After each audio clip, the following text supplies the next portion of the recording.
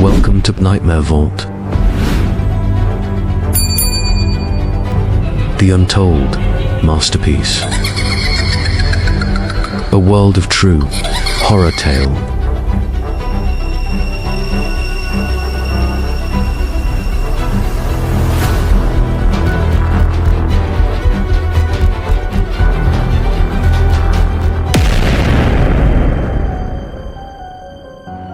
Fog hung low over the village like a memory no one could forget.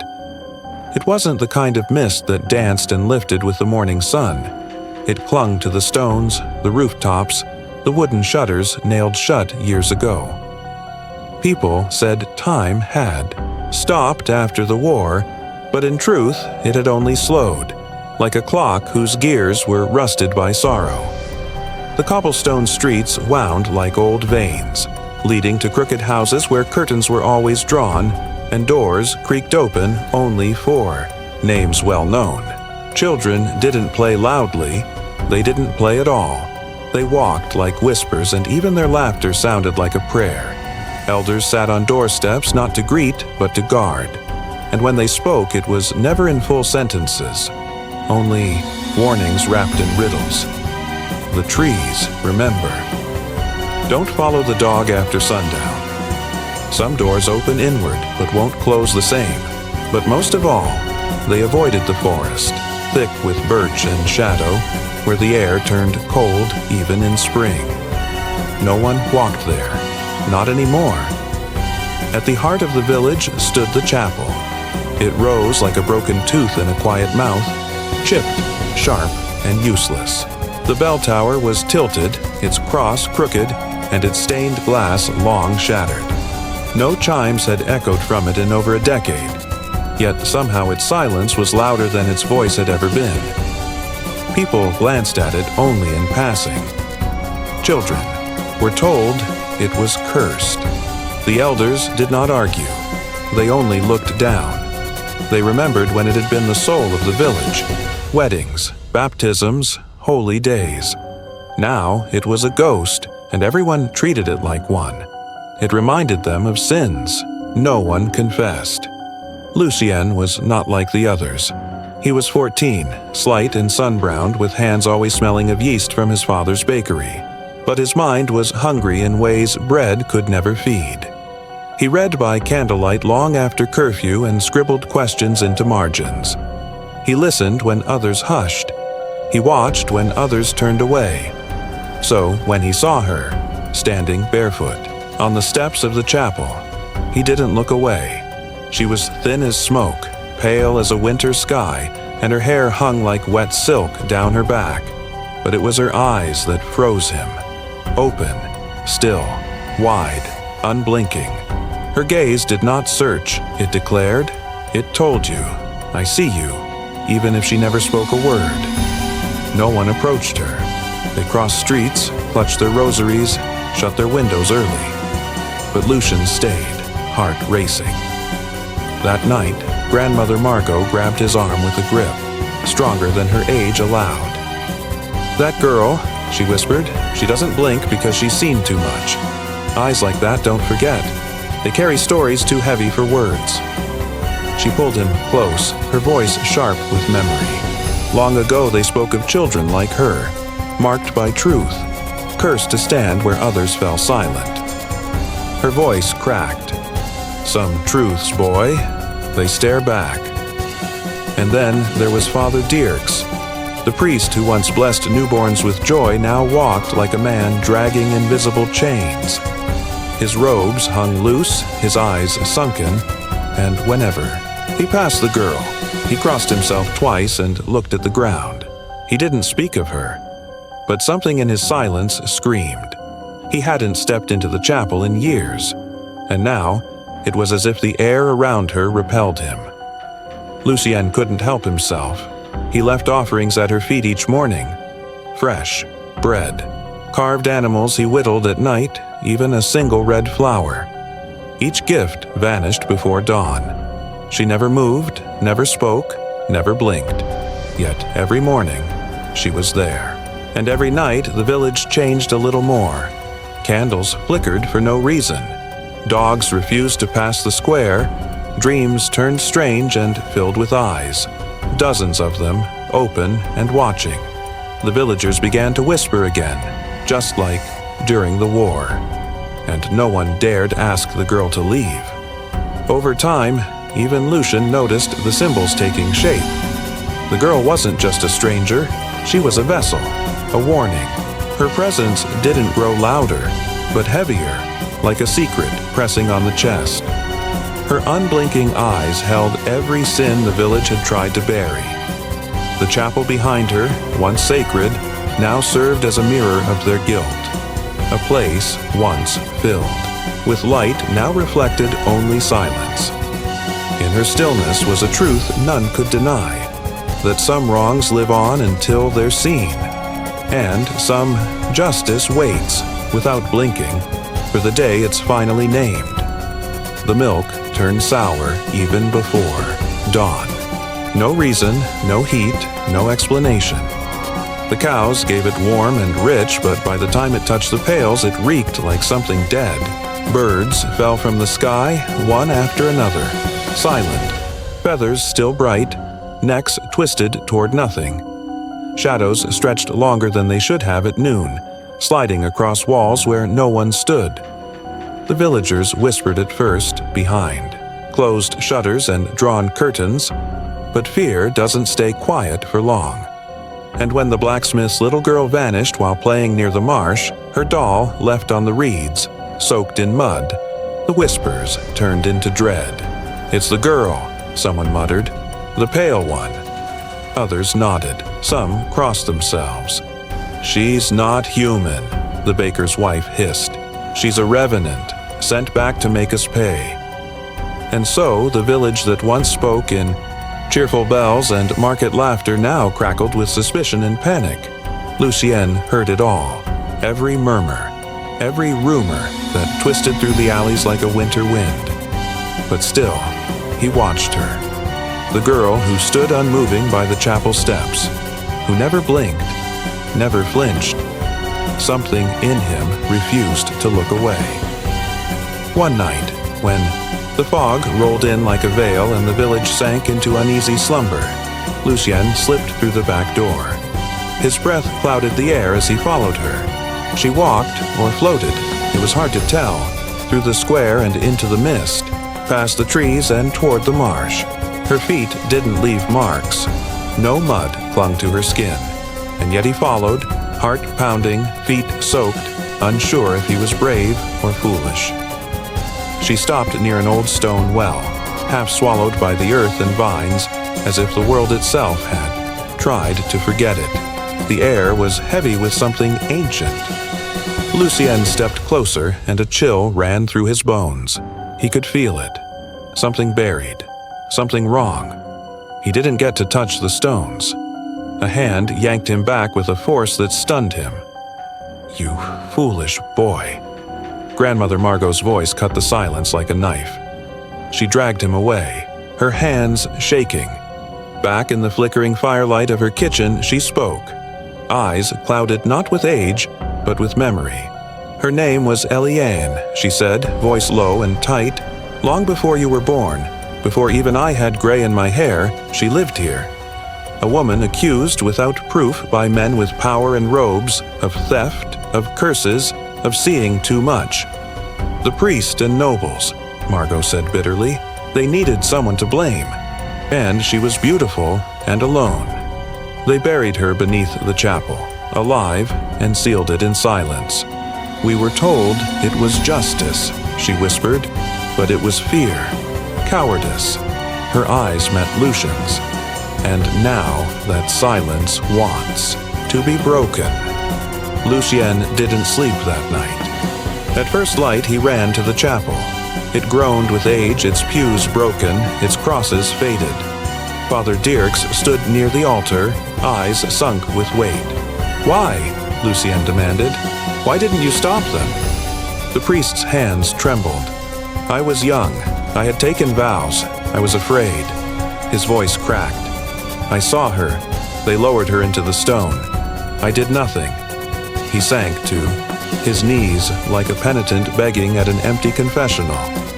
Every priest since, we knew, but we kept the lie. We were told it was for the village's sake, for God's honor. His tears fell, one after another, on the cold floor. But she doesn't want revenge.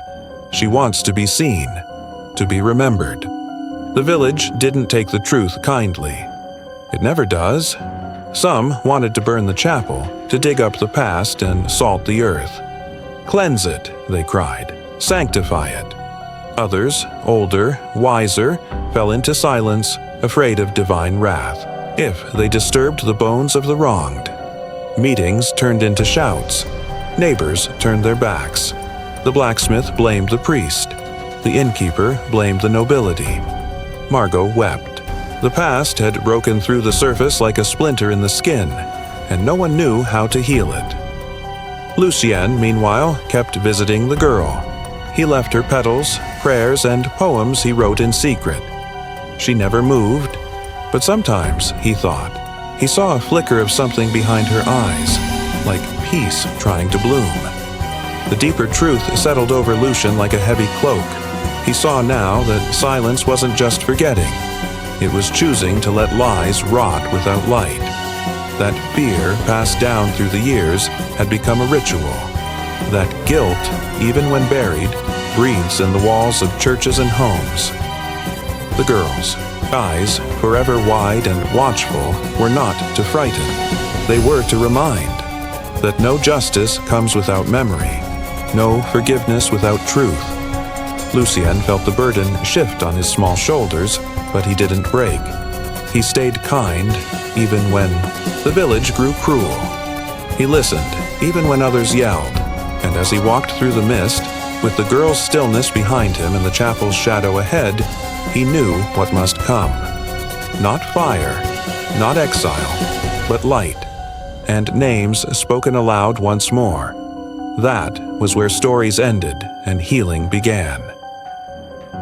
The wind screamed through the trees like a chorus of old spirits, shaking shutters and rattling doors as the storm tore into the village with a fury not seen in decades. Rain battered the cobblestones, turning the square into a swirling mire. Lightning carved jagged scars across the heavens, each strike revealing the trembling faces of villagers huddled inside their homes.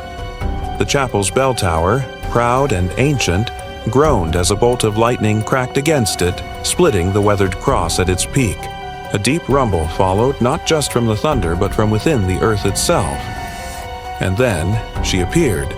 No longer hidden by whispers or mist, the pale girl stood at the center of the storm's eye, her hair unruffled, her dress untouched by rain.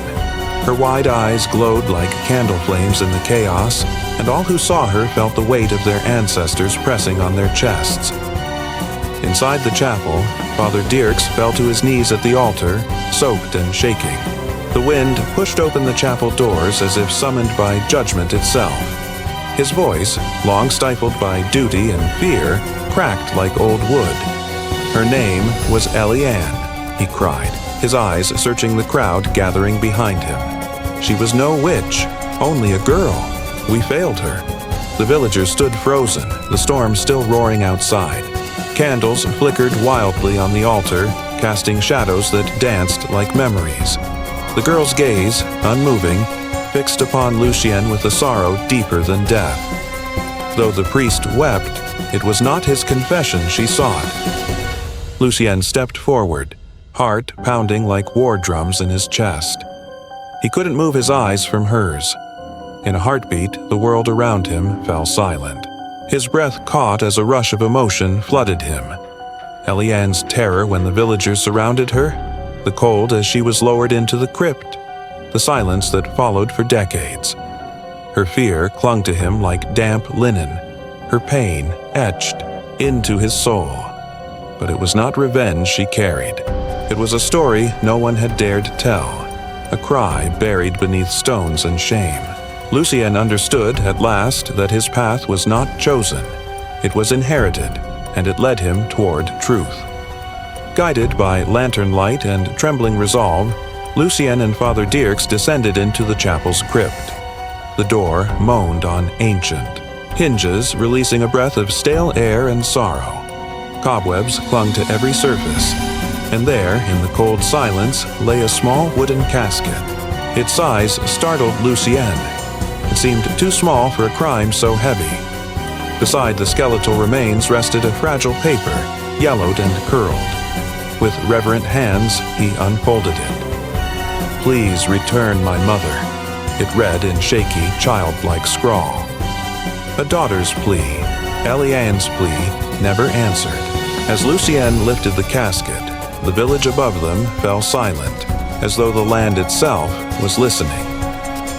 Snow had begun to fall when the village gathered by the sacred marsh, where old stones told older stories. Lucienne stepped forward, carrying Eliane's remains like a sacred relic. He knelt near the ancient well, the water dark and still as secrets. "You were never a witch," he whispered, his breath misting in the cold. "You were a child. You were Eliane." He placed the bones gently into the earth beside the well, covering them with soil and prayer. Around him, villagers dropped their heads, some in shame, others in mourning. For the first time in generations, they stood united, not in silence, but in remembrance. Dawn crept slowly over the hills, chasing the storm's tail into the horizon. The mist clung low over the marsh, soft and silver. Then a hush fell so deep it rang in the ears. Lucienne turned to the girl one last time. Her eyes, always wide, now softened. A single tear traced her pale cheek as her lashes fluttered once, just once. It was not a blink of habit, but of peace, of closure. Then, like morning fog touched by sun, she vanished. Gone was the weight in the air, the pressing sorrow. Only the hush of wind and the steady trickle of water remained. In time, they rebuilt the chapel's bell, but left the old crack in the cross untouched, as a reminder. Children grew up knowing Eliane's name, not as a ghost, but as truth once denied. The storm had washed away their fear, the blink had offered grace, and the burial had returned innocence to the soil. The village, though scarred, was no longer silent. The past, once buried in darkness, now rested in peace, and Lucienne, once a boy of questions, had become a keeper of stories, the bridge between the forgotten and the forgiven. The storm had long passed, but its echo lived in the stillness that wrapped the village like a soft shroud. The air smelled of wet earth and burnt wood, but no one spoke of ruin. Instead, the silence carried something holy, something earned. The villagers walked slower now, as if each footstep weighed a little more with memory. Where the chapel once stood, a new stone structure rose, not for worship, but for witness. No stained glass, no gold leaf, only one polished plaque. For Eliane, seen, named, remembered. Children no longer played near its steps with wild laughter, but they touched the plaque with careful fingers, as if afraid to forget. A mother pulled her daughter close and whispered, "We speak her name now, so no one else must return like she did." The old chapel bell, cracked but proud, was hung once more, this time not to scream warnings across the hills, but to whisper promises. It rang gently at dusk, a sound that made even the cattle pause and the bakers wipe their hands and look toward the tower. Its notes no longer belonged to fire or fear. They were soft and round, carrying across the village like a lullaby for the past. "Let it ring," one old man said, "so we don't ever forget how silence can rot a soul." Father Dirks left the chapel for good, not out of disgrace, but out of choice. His last sermon had not been spoken from a pulpit, but cried out beside a girl's bones. Now, without collar or robe, he walked the muddy paths beside children who had no fathers. He wiped their noses, fed their bellies, and taught them old prayers, not for power, but for comfort. "What happened to the girl?" one child asked him once. He only sighed and said, "She saw everything, and still waited to be seen." Lucien, once the flour-dusted baker's boy, now carried ink on his hands. He wrote, not for fame or coin, but for remembrance. The villagers built a small corner in the library for him, a place where old stories lived and new ones were born. His book, bound in worn leather, sat open more often than closed. Children gathered there, their eyes wide, whispering, "Tell us about the girl who never blinked." Lucien would sit back, stroke his beard, and begin. There was once a silence so loud, it swallowed a whole village. He never shared everything. Some things were sacred, but he always ended with the same soft warning. When you see something wrong, speak, or someone may return with hollow eyes and a voice full of dirt. At the marsh, where once a coffin had rested beneath falling snow, life began again. A robin nested atop the stone. Twig by twig, it built what the storm had taken. The villagers watched with breathless awe, as if the bird's tiny heart could stitch the world whole again. "Look how she returns to the place of grief," one woman whispered. "Even nature forgives, if we do." In the town square, beneath the statue of St. Agnes, a little girl stood blinking in the sun. Her cheeks were red from laughter, her hair wild in the wind. But every now and then, someone walking past would pause, just for a heartbeat, just long enough to remember. "She reminds me of someone," an old woman said, but could not remember who. The tale had begun to fade from lips, but not from hearts. Some stories live not in words, but in how people touch each other's lives. Not all evil comes like fire. Sometimes it arrives in whispers, in shut doors, in prayers left unsaid. The villagers understood this now. Silence can be a shroud, and justice, though slow, is not always absent. It may come in the ring of a bell, in the ink on a page, or in a robin's quiet nest. And sometimes it comes in the form of a child's name spoken aloud. Eliane. She had never blinked, not because she feared, but because she waited to be seen. And when her story was told, the land exhaled, the earth softened, and the village, once bound by silence, breathed again.